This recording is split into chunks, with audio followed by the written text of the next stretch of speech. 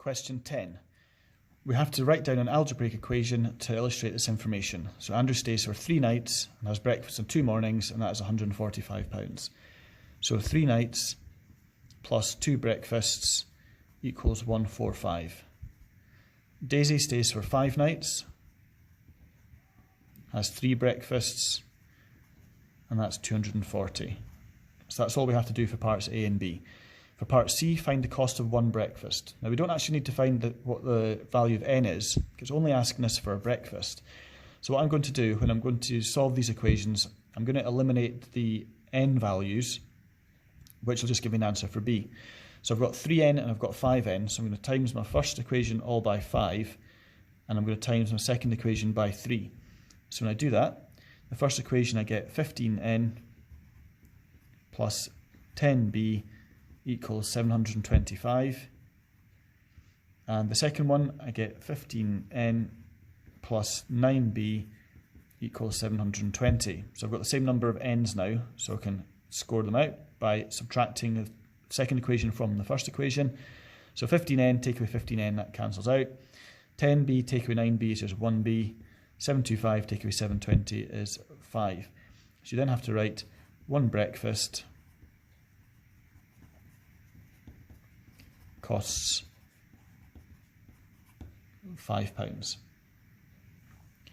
For question 11, it's 8 to the power of 2/3.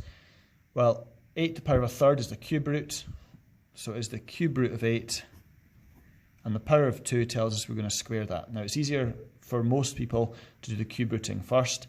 So the cube root of 8 is 2, because 2 times 2 times 2 makes 8.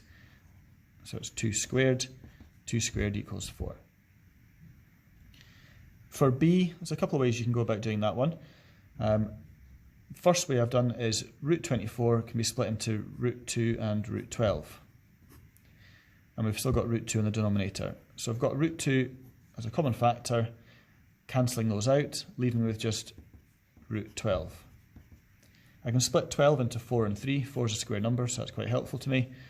The square root of 4 is 2, so I get 2 root 3. Now I'm going to show you a different way you could do that one as well. You may prefer to rationalise the denominator first. It's really up to you.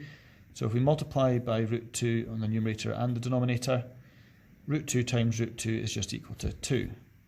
24 times root 2, you might be tempted to write that as root 48, but we're going to try and break it down anyway, so I'm going to leave it like that. But I'm actually going to break down my root 24 into root 4, root 6, and I've still got my root 2.